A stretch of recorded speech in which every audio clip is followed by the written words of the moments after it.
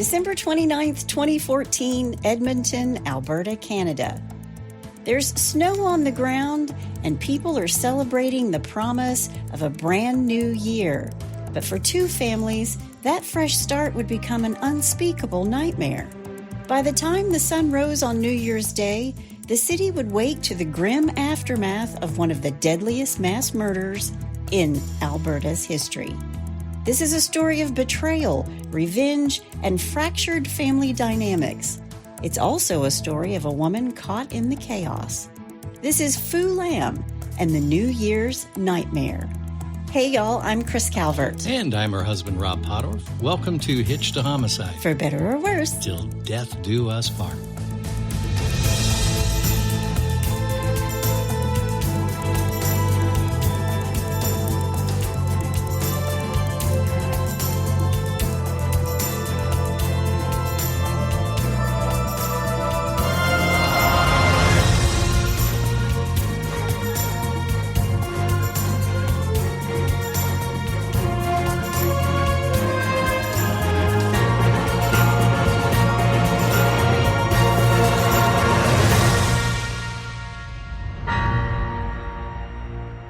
Welcome back and Happy New Year. Yes, Happy New Year.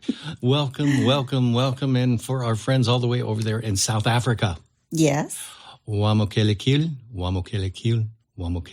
Very nice. Our very first welcome of 2025. For our South African friends. Well, wherever you're listening, be sure to subscribe to Hitched to Homicide, then like, rate, and review the podcast so others who are like you and love true crime can find us. Mm-hmm. And if you're watching us on YouTube, hit that subscribe button below. And if you want true crime with us every single day of the week, please go join our closed Facebook group, The In-Laws and Outlaws. Go to Facebook, type in H2H, In-Laws and Outlaws, answer a couple questions, you're in. Go join. I like to post all kinds of stuff in there, photos. Everybody's got funny memes in there. There's lots of good information. Yep. It's a great group of people. Happy New Year to the In-Laws and Outlaws. We love you guys. Yep, we sure do. You can find us on Instagram at Hitched to Homicide or on X at H2H_podcast. And we also now have a Buy Me a Coffee link. If you want to send Rob some coffee, he drinks it every episode and will continue to drink it every single day in 2025. At least one cup. At least. You can find that link in our show notes. You can also send us a text. The link to that is at the top of the show notes as well. It says, send Chris and Rob a text. Yes. And we love getting those. Mm-hmm. We're starting off 2025 with a New Year's murder. You know, I asked this question in the In-Laws and Outlaws. Do you want me to keep with holiday-themed cases? So we're starting off 2025 with a New Year's case. Happy New Year. Oh, gosh. And this one's rough. Let me tell you, it's rough. Wow. But it is in Canada, eh? And we do have listeners in Canada. Did it take place in a house or a boat? It was in a house. Okay. See, we can't make fun of Canada because I'm from the South. And so, you know, everybody's looking, it's a house. So, you know, what are they going to do? One of my good friends is from Toronto, so I always... So that makes up for it, right? If you've got a good friend from Toronto. Yeah, because I always joked with him when he was talking, and it was like, something house. And I went, a what? About the house. Exactly. They are the nicest people in the world. My quick story about Canada, I was there for a book signing, and I was at a McDonald's, and I asked for a Diet Coke with extra ice, and the guy put ice in my cup and then brought it to me and said, is that enough ice? No. And I was like, oh my gosh, you're so nice. They're so kind. Very polite. We love you, Canada. Awesome. Before we get started today, let me thank some sources. The Edmonton Sun, the Toronto Star, Global News, the Edmonton Journal, and Homicide for the Holidays. Nice. Well, you ready? I am. Let's do it. Phu Lam, and let me just say from the get-go, there are lots of Vietnamese names in this case, and if I mess somebody up, I apologize from the beginning. It's a brand new year, but it's the same old me. Still got the same tongue. I still have trouble with some of these names, so I apologize from the get-go. No worries. Phu Lam is just 18 years old when he leaves Vietnam after the Vietnamese War. He immigrates to Edmonton, Canada. Okay. And it's unclear to me if he came to Canada with his common-law wife, Chow Duong, Thuy Tran, she has 4 names, Wow. and a child.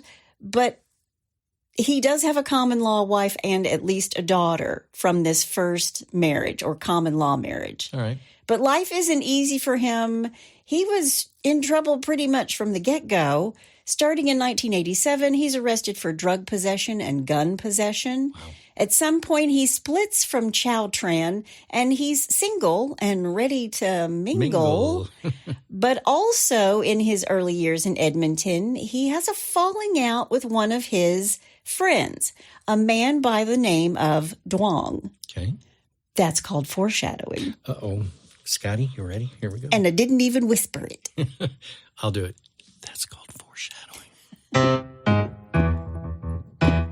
It was early. It's early in 2025, and I've already got pulling out the foreshadowing. But then in 2000, Phu Lam went back to Vietnam on vacation. He's now 39 years old, and this is where he meets Tien Truong.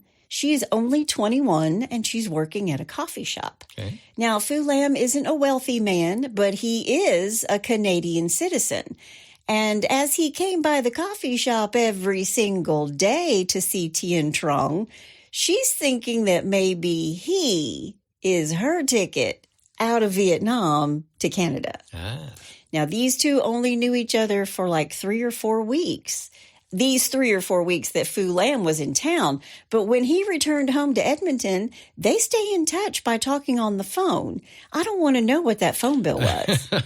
I remember in my 20s and 30s, long-distance calls were just ridiculous. Yeah. Oh my yeah. God. We don't even know what a long-distance call is Yeah. now, right? Yep. Or this is an international call, so because Yeah. he's in Canada. Yep. But they fall in love. And 6 months later, Phu Lam went back to Vietnam where he married Tien Truong. Okay. In 2003, she finally arrived in Canada, sponsored as his wife. Now, at first, these two have a lovely marriage, and Phu Lam takes really good care of her. But he soon became controlling. He would take away her cell phone. He would refuse to allow her to see her friends. And he wouldn't let her work if she wasn't doing exactly what he wanted her to do. He's controlling. Wow. And eventually this is going to become abusive, according to Tien herself. Mm-hmm. He's a control freak. Okay. Then somewhere in this early timeline of the first 3 years, Tien strays from their marriage with a friend of her family's. And 3 years later, in 2006, Tien gives birth to a baby boy with Phu Lam. They name him Elvis. Really? I knew you'd love that. That's pretty funny. Named him Elvis. There you go. 3 years later, in 2009, Phu Lam sponsors Tien Truong's mother and father, Thi Dau Ly and Van Dang Truong, and her sister, Thanh Ha Thi Truong. She goes by Ha. She's going to have a daughter of her own in 2009. And this is Tien's sister, and she names her Valentina Nguyen. Nice. And even though Phu Lam is bringing all these people to Canada, it's not like he's just got money to burn. He doesn't. Right. And on top of that, he's a gambler, a big-time gambler. Wow. In fact, in 2013, Phu Lam filed for bankruptcy. The home, which he co-owns with his wife, had a $25,000 writ against it, and he declared bankruptcy in 2013, listing liabilities of $296,000 and assets of only $393,000. Let me see. Okay. Yeah. That would be less. That would be less. Yes. He has Jeez. more debts than assets. Wow. But his controlling nature and his gambling addiction eventually turned to more than just controlling. It's become violent.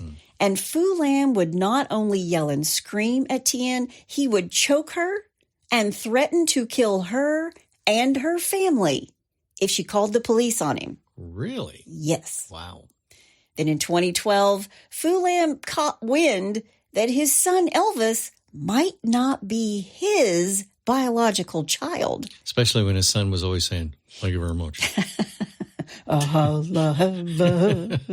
I heard that one a lot this season. Yes, I love that too. Blue Christmas, yeah. Yep. Mm-hmm. Nobody can do the like Elvis. No, it's perfect. But he doesn't think Elvis is his. So to be certain, he does a DNA test with himself and Elvis. And in November of 2012, Phu Lam confronts Tien Truong and her family with the results. Uh-oh. I just had this vision of him holding up this paper in front of them. Look at this. Yeah. Look at this. And Maury Povich was sitting there with him. You are not the father. Really? Yes. Oh. He finds out that Elvis is not his son, not his biological son. Wow. He was the child of this friend of her family that she had strayed from Phu Lam to sleep with. Okay. And Phu Lam loses his mind on her and her parents, who beg him for forgiveness. And it was kind of an after all I've done for you situation, right? Yeah, you know, sure. I've brought you over, your sister over, your parents over. After everything I've done for you, this is what you do to me. Wow. And he's so angry with her that he starts to physically assault her. Then he sexually assaults her and he chokes her. Wow. And Tien's sister, Ha, calls the police. And the police show up and they arrest Phu Lam and they hold him without bail. And Tien Truong's sister, Ha, shows up at the police station the next day just to let him know this is how bad it is. Right. Before you let him go, before anything happens, this is how bad it is. And when Tien speaks with the police, she does tell them that he had sexually assaulted and choked her and then threatened to kill the entire family as soon as he had his hands on a gun. So she is granted an emergency protection order.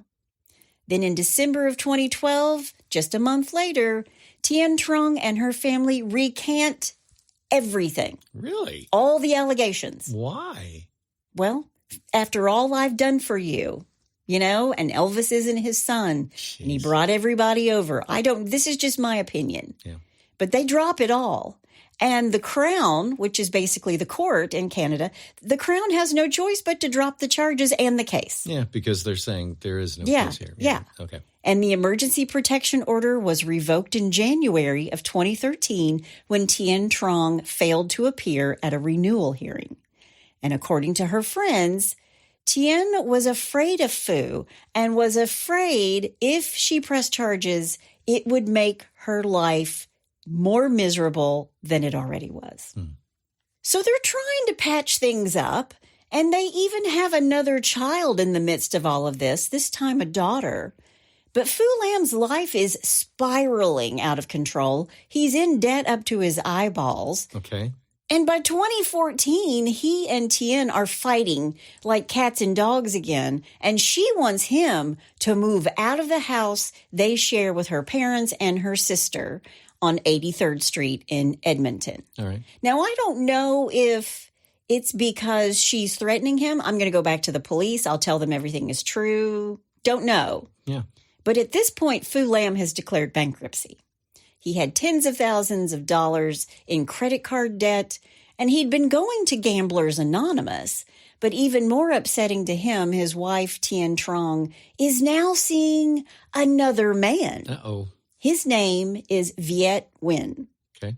On Monday, December 2nd, 2014, it's 2 a.m., and Tien Truong finishes work and heads home, but she's not the only one awake at this hour. Her sister Ha is at the house at 83rd Street. She's texting someone. She's actually estranged from her husband at this point. Okay. And I do want to say that after Tien tells Phu Lam that she wants him out of the house, he actually goes to Vietnam.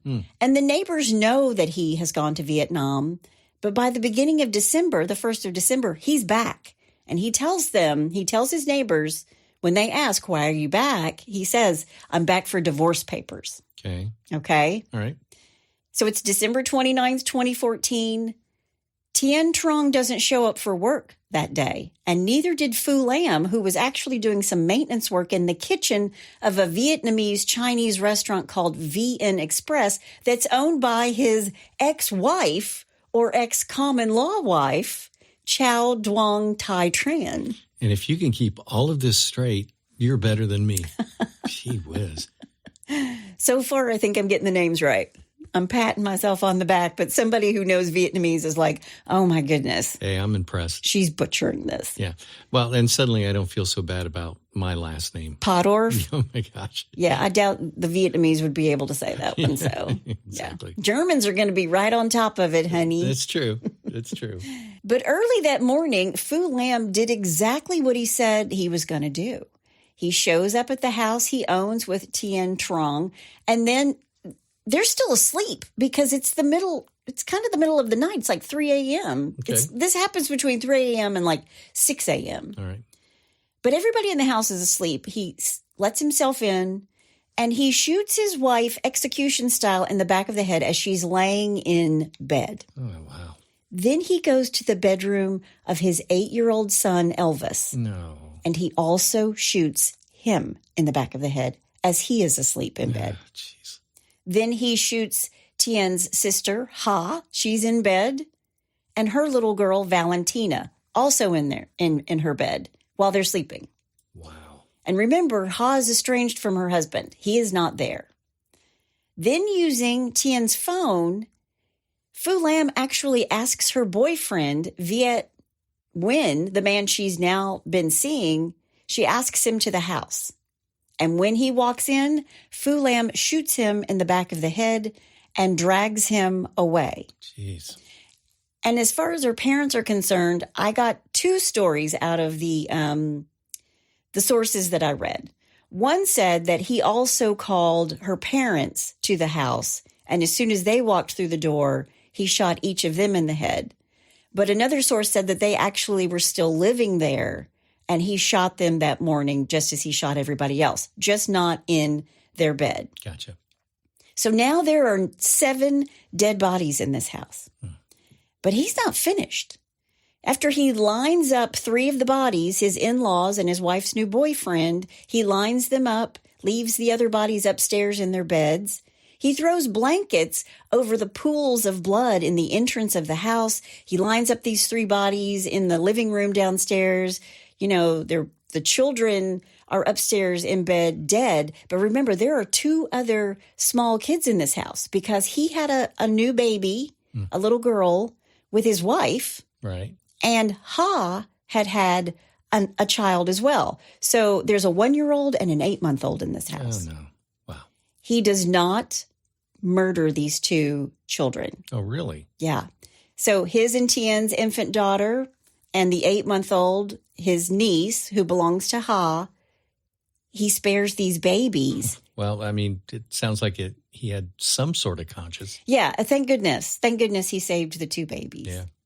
At around 10 a.m., he leaves this house. Phu Lam takes the 2 babies he spared to his daughter's house. And his neighbors notice the black SUV in front of the house at 9:45 a.m. And this black SUV, it's a black SUV. It's a Mercedes. It is his wife. It's Tien's car.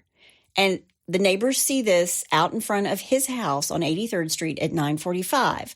But just a few minutes later, another neighbor notices that this SUV is gone. So he has left. All right. And that sort of jives with the fact that he dropped these babies off at 10 a.m. And when he does drop them off, he tells his daughter as he's leaving, he's really agitated, he's really upset, and she's a little worried about him because he's just not acting like himself. Sure. But as he's leaving, he says, quote, "I love you and I may never see you again," end quote. That would be a clue that something's not right. Something's up. Yeah. Now, after this, Phu Lam's whereabouts are a little murky at this point, but he went to a relative's home to visit in southwest Edmonton late Monday afternoon.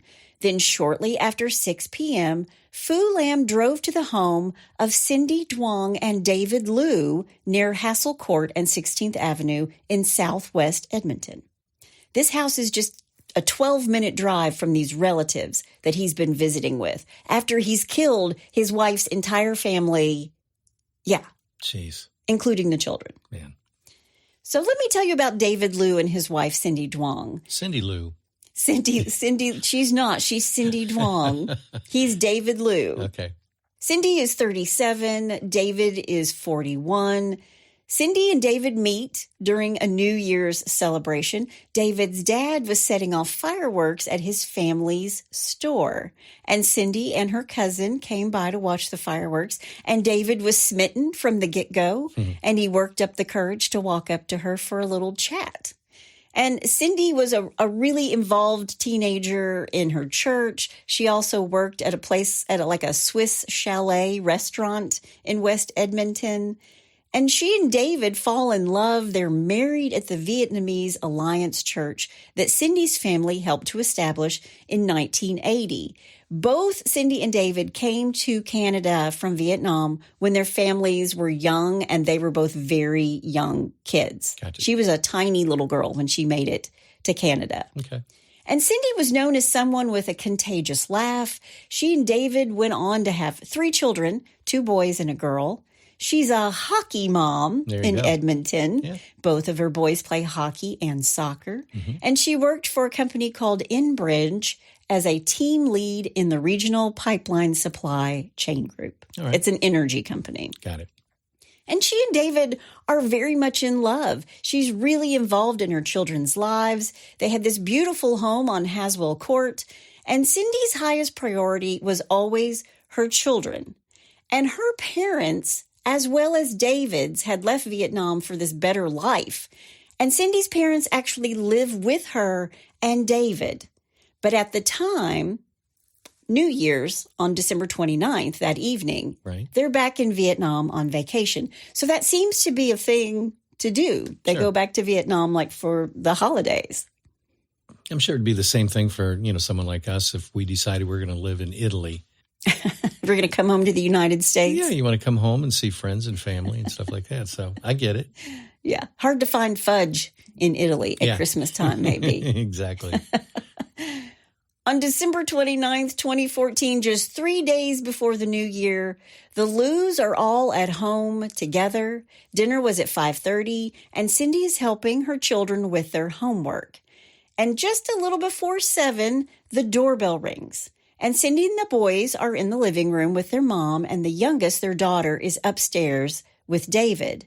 And when the bell rings, David and Cindy's middle child, he's 10 years old, he runs to the door. Doorbell rings. Yeah. Who could it be? Right. Run to the door to answer. And Cindy is right behind him.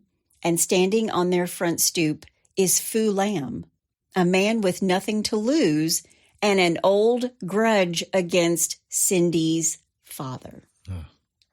He asks for Cindy's father. He asks, "Where's your grandfather?" to their son. And when Cindy walks up behind their son, their 10-year-old son, Phu Lam shoots Cindy in the head right in front of her child, of her little boy. What an animal. Then he jumps in Tien's black SUV and he speeds away. Now, David is upstairs with their daughter. He hears a huge, like a big bang. He runs downstairs. His first thought was that furniture had fallen, like a table had fallen over or a bookcase had fallen. Right. And he comes around to the landing on the stairs and he sees his wife, Cindy, in the floor. And for him, he says it's all a blur. I've seen interviews with him. He says it's all a blur, but his wife has been shot in front of her children. Ugh. Now, Inspector Reagan James of the Edmonton Police is on duty that night. He's fresh back from 4 days off over the holiday. He hears over the radio that shots are fired at a home, and he's very close. So he volunteers on the radio, and he drives into this neighborhood that is beautiful, that's all decked out still for Christmas. These are like $700,000 to $1 million homes. It's a very nice neighborhood. Right. And he looks through the window because all he knows is that, there's been a shooting, active shooter possibly. Sure. So he looks through the window and Inspector James can see a man over a body on the ground. And David opens the front door. He's hysterical. Cindy's on the ground with a gunshot wound to the head. She's turning gray while her children are around her crying. Her eyes are still open. And Inspector James tries to stop the bleeding. David is crying uncontrollably. The police are worried about the kids being in the foyer, and Inspector James doesn't know if someone's coming back to the house to finish the job, Right. and he wants the kids out of harm's way. Sure. And so he pulls the kids away, paramedics show up, and EMS knows that Cindy is dying. And according to Inspector James, he could tell from their expression, quote, "I knew she was gone," end quote. Man, that's tragic. So David watched his wife, Cindy, die. And the children, the two boys, watched her murder. Ugh. How do you get over that? I don't know. And my heart goes out to this family. My heart goes out to this family. Yeah. There was nothing to be done, and David felt hopeless. He felt helpless. And this house is now a crime scene where a murder has occurred. Right. And Inspector James starts to ask David, what happened, because the police always look at the spouse. Sure. What is David involved in, business-wise or, personally? Mm-hmm. Did he have a drug problem? Did he have a gambling problem? And David tells police, he heard a bang. He came around the corner and he saw Cindy on the floor. And the kids were crying. And when he got to Cindy, he realized that she'd been shot in the head. Now, their middle child, the one who opens the door, tells police that a man at the door shot Mom. And this is heartbreaking. Quote, "It's my fault I opened the door," end quote. Jeez. Yeah. And this middle child, this little boy, has seen everything. And the police are trying to be sensitive, but they're also trying to get information out of this traumatized kid because he saw what happened more than their dad, David, did. Sure. Right? So he's the one they have to ask. And this little boy tells him, "Someone came to the door. He was an Asian male. He asked for my grandfather in Vietnamese. And when my mom showed up behind me, he shot her." And this little boy tells police that the man at the door was wearing glasses, he was older, and he left the house after shooting his mother in a dark car. This little kid is the only witness, but he does an amazing job for the police. And how old is this kid at the time? He's 10. Wow. Good for him. Asian male with glasses and a dark car. Wow. And he's Vietnamese because he was speaking in Vietnamese. Mm-hmm. So Inspector James has all of Southwest Edmonton looking for this dark SUV, this dark car. And authorities believe that Cindy knew her killer. And they also think that Cindy was, in fact, the intended target. Well, she wasn't. She was just a substitute target. Sure. So police canvass the neighborhood. They're knocking on doors. Neighbors are in shock. It's an affluent neighborhood where random shootings just don't happen. And officers take David and the children to the police station because the house is now an active crime scene. And Inspector James orders a background check on David and Cindy. They want to look at his associations with others, their financial situation. Was she having an affair? Is this a love triangle? And David seems as though he's completely distraught. He's still the first obvious suspect. They always look at the spouse first. Sure. And even though Cindy is a hockey mom and a soccer mom, you could never assume that there isn't a connection to gangs or drugs or infidelity. And apparently gangs are a real thing in Edmonton, Canada. Really? Which surprised me. Wow. Yeah. And the police are a little stumped because this murder kind of looks like a vendetta. They're punishing her or her family. Mm-hmm. Because what does organized crime do? What do bad guys do? They don't come after you. They take away what you love the most. Exactly. Usually family or kids. So was this against David, and in retaliation they took his wife? Right. So I don't know why they're not listening to the whole "is your grandfather here" part, but they're really trying to cover all their bases. Sure.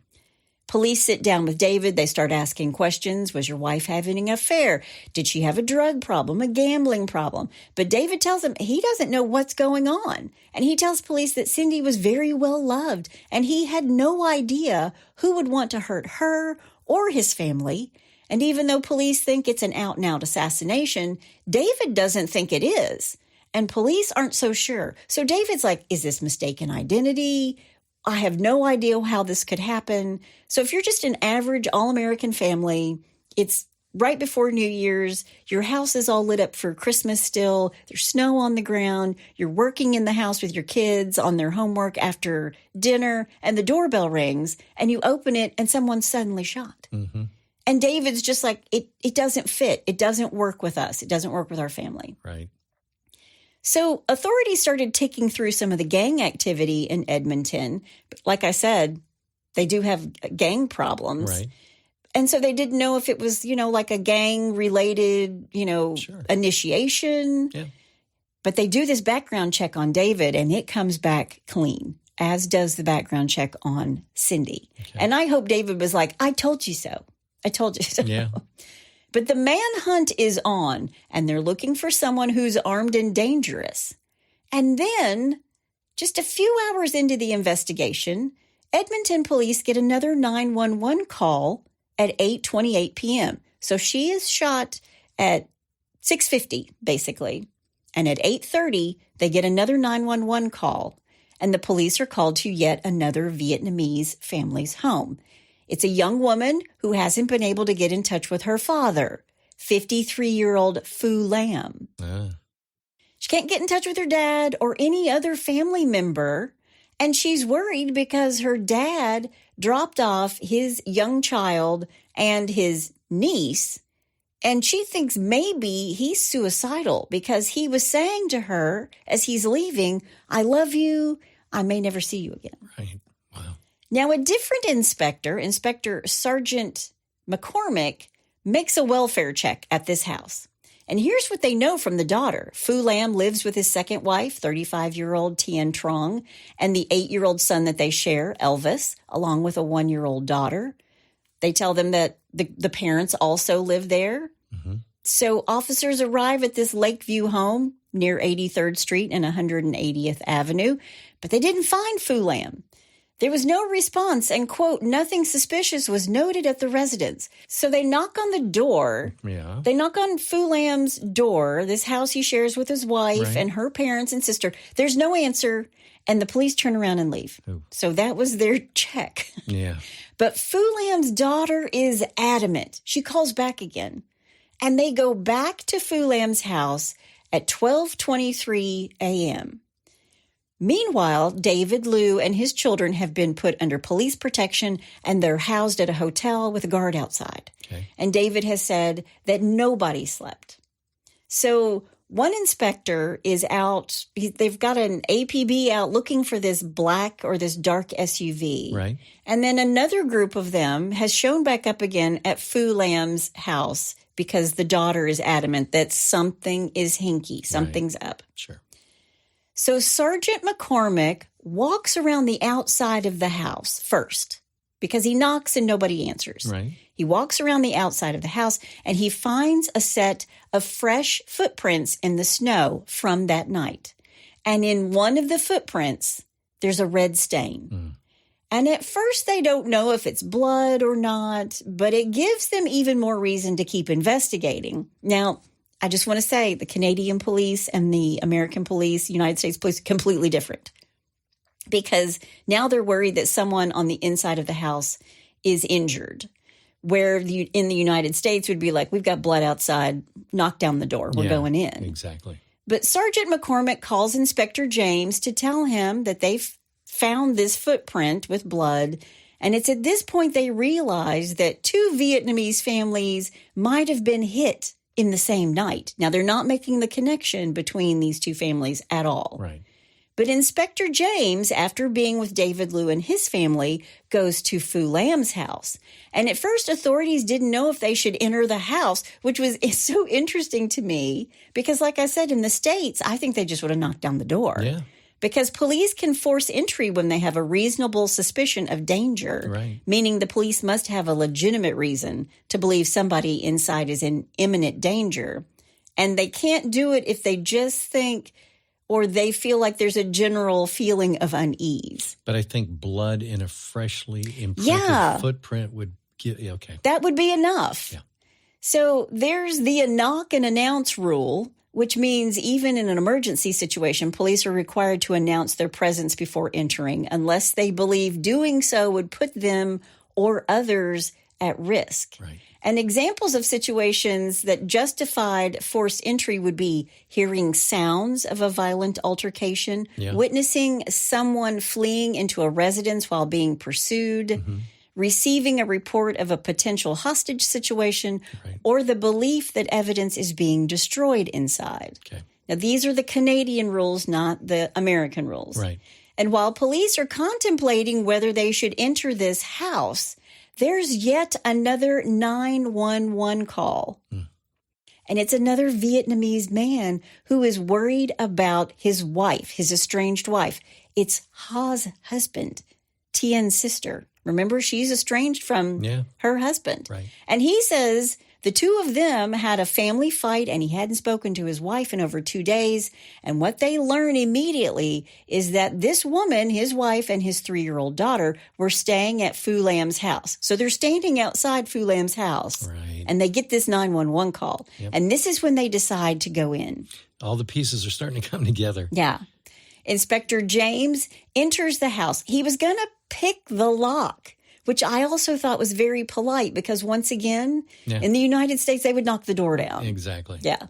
But he was going to pick the lock, but he tries the doorknob and it opens. It was unlocked. The door was unlocked. So they've been walking around this house and looking in the windows and all this stuff, and nobody tried the front door. Again, I think it's interesting because they didn't do that. Yeah. Right. They didn't even see if it was locked. Not judging. I just find it interesting the way different countries work crime. Right. But Inspector James took one step into Phu Lam's home and yelled back to the entry team, quote, "It's bad," end quote. And it is. It's a bloodbath. In the front entrance, there are blankets soaking up puddles of blood. There's blood spatter. There's brain matter and blood everywhere. It's on the walls. And there were smear marks on the tile floor where someone has been dragged or possibly dragged themselves away from the scene. Also in the floor are shell casings from an automatic weapon. So this team ventures into the living room where they find 3 bodies lined up. And it was evident that they'd been dead for some time. So these 3 bodies are lined up in the living room. Police go up the stairs thinking that maybe the killer is still there. So their whole team splits up and they're clearing the house. And one turns the corner into a bedroom and finds a boy in bed with a bullet in the back of his head. It's Elvis. Jeez. This little 8-year-old boy, it just kills me. Yeah. So one of the police officers shouts, "I have number 4. So there are 3 bodies downstairs. Elvis is number 4. Another police team, they clear another separate bedroom. They find body number 5, a female. It's Phu Lam's wife, Tien Truong. It's just crazy to me. Yeah. They found body number 6 and 7, which is her sister and her daughter, Valentina. All had holes in the back of their head. Man. They're all face down. They're all covered up. It's crazy. Yeah. They phoned the chief of police. It's the largest murder scene they've ever encountered. Is the shooter among the dead? Is there someone with a gun in their hand? So they start looking through these bodies and there isn't. Right. And 3 of the bodies were moved based on the drag marks on the tile floor. They think they've been shot and killed in the entrance, and once they've been murdered at different times as they entered the home. So now they're thinking maybe this happened over a period of time. And they ID the victims in the house using photos from Phu Lam's daughter, the woman who called twice to say something's up with my dad. Yeah. So upstairs in the house is Tien Truong and Elvis, and Tien's sister Ha and her daughter Valentina. Downstairs, the 3 bodies are the in-laws of Phu Lam and another Vietnamese male, 41-year-old Viet Nguyen, her boyfriend, Tien Truong's boyfriend. Right. He's the only victim who's not related to the family. But Phu Lam isn't there. He's a person of interest. Could he be the killer? What was the possible motive? Why shoot members of your own family? And are these murders connected to Cindy Duong? So they canvass the neighborhood and they learn something interesting, that Phu Lam's wife has a dark Mercedes SUV that she drives, and that car is gone. Right. So now they realize, could this possibly be the same dark car that Cindy's son ID'd. Right. So they were already out looking for this car on the road, but now they're really looking for it. Every single police officer on patrol is looking for this car.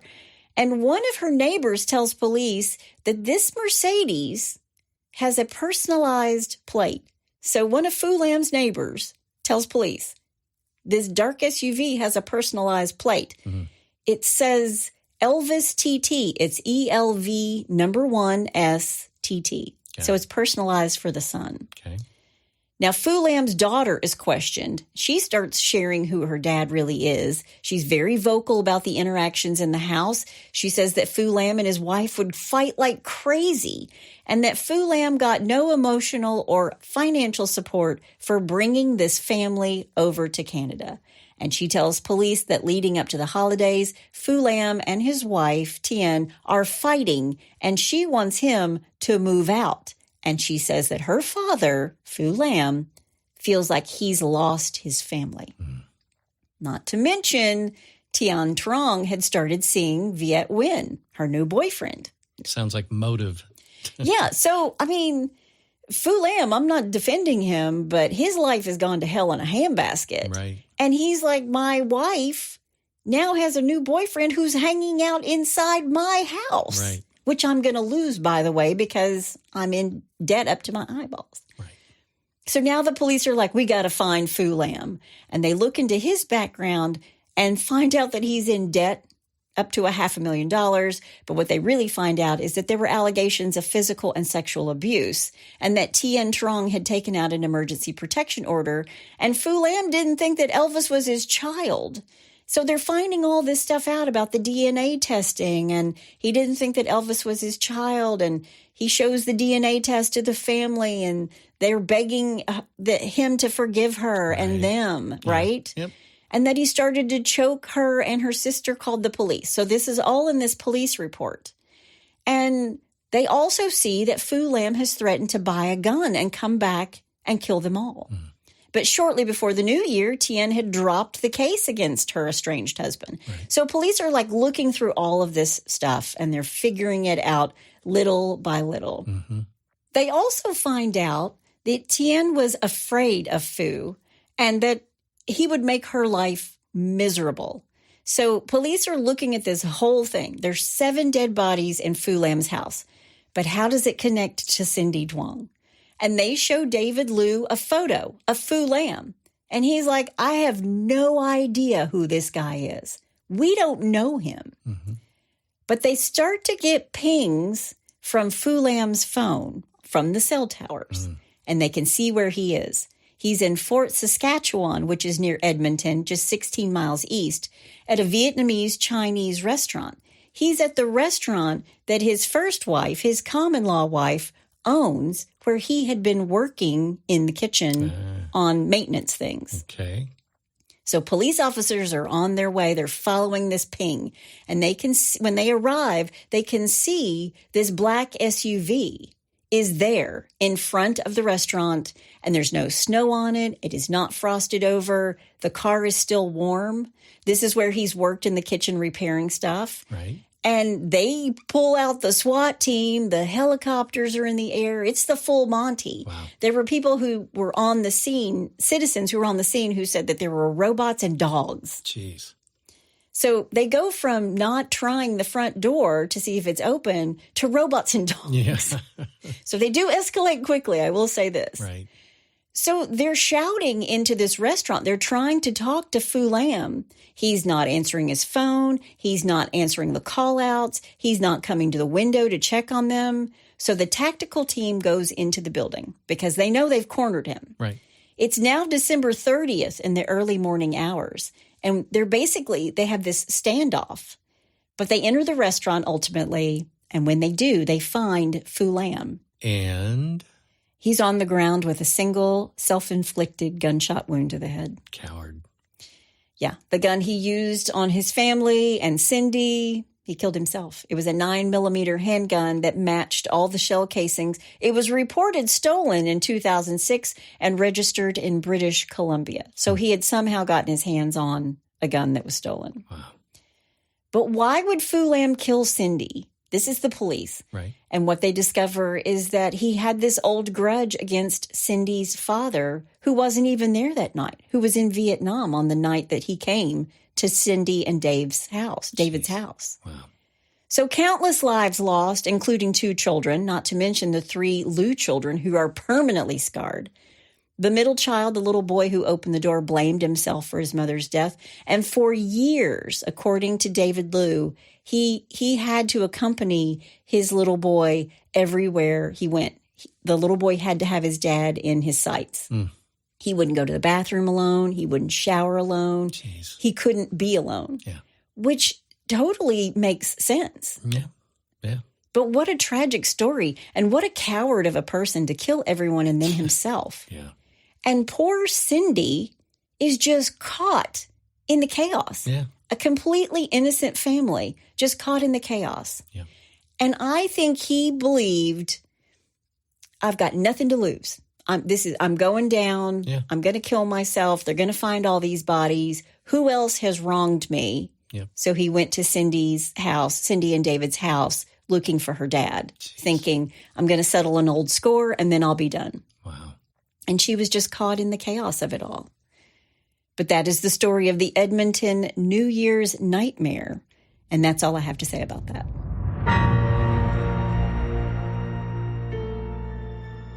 For nearly 7 years, Jane Doe has lived in the shadows, her past buried deep beneath layers of secrecy and silence.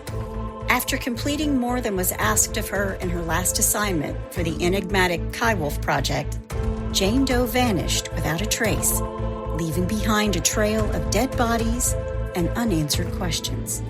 But now, as the specter of her past returns with a vengeance, Jane finds herself thrust back into a world she thought she'd left behind forever. When her former sins come knocking on her door, Jane is faced with an impossible choice: continue to hide in the shadows, or once again take up arms against the forces that threaten to tear apart the fabric of society. With enemies lurking around every corner and allies who may not be what they seem, Jane must rely on her wits, training, and her unyielding determination to survive. And while trust is a luxury she cannot afford, Jane must confront the truth about herself and her past. As the clock ticks, she realizes that the line between family, friend, and foe are razor thin, and in the end, the only person she can rely on is herself. Jane Doe 4 Charlotte is available September 24th, 2024. No name, no regrets, no mercy.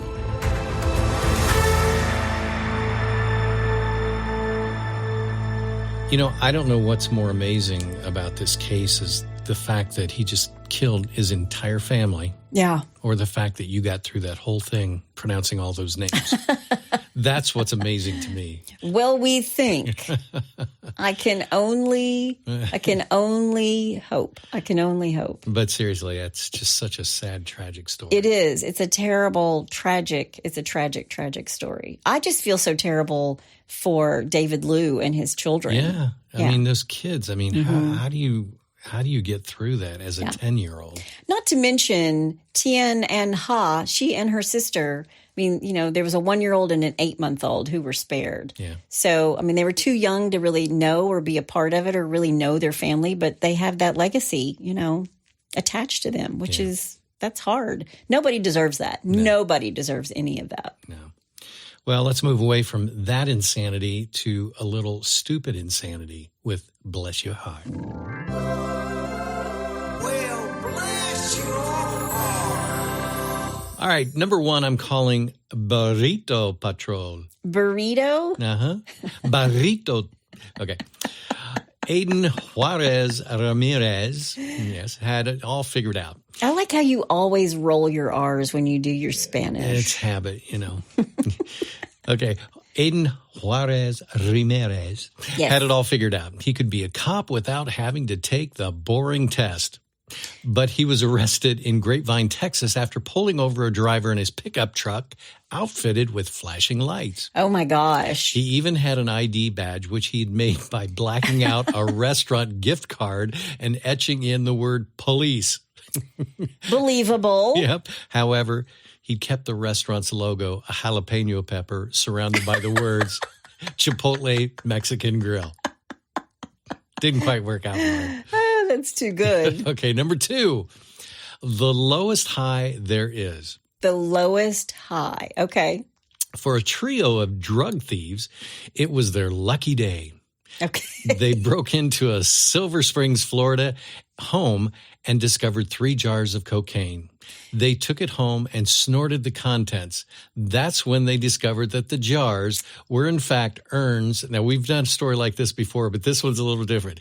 Were in fact urns, and that they were snorting the cremation of the victim's husband and Her pets. their dogs. Yeah. I've heard this story before. I've read this one. My Can you imagine? You think you've hit the jackpot Oh, and you've just snorted somebody's ashes up your nose? Yeah. Okay. Number 3, and finally, and this is another candy one, but it's still good. Next time, steal a Milky Way, all right? Okay. When Stephen Crane broke into the Ravelli Republic, Montana, newsroom, he used computers to watch porn and check Facebook. Then Crane doused the office with a fire extinguisher, took some candy, and left. But it wasn't difficult to find him. However, the police just followed a trail of stolen M&Ms that led to a sister's place across the way. Wait a minute. This is like E.T., where he's like picking up the Reese's Pieces. That's it. Yeah, just left a little trail, no problem. So there's your stupid criminals, and bless your heart. That is too good. Too good. I love it. One little side note. Yeah. If you see somebody with a flashing light and you think it's suspicious, Yeah. call the police and tell them, Absolutely. do not pull over. Yep. Do not pull over. We've had a couple of true crime cases that began that way. So Yeah. you never want to pull over. Especially if they have a badge that has the Chipotle. Yeah, if it's an unmarked car, or even if it is a marked car and you don't want to pull over right there, Yeah. you can call 911 and tell them, he's following me, this is what my car looks like, and I'm driving to this location before I pull over, and they will let the police officer know Right. that you're just trying to be safe. Yep. Okay? Yep. So don't forget that. Don't forget that. Important safety tip. That's an important safety tip for 2025. There you go. There you go. Well, we're so glad you were with us again today in the new year. That's my amazing husband out there. And that's my beautiful bride in the booth. Join us next time on Hitch to Homicide. Bye, y'all.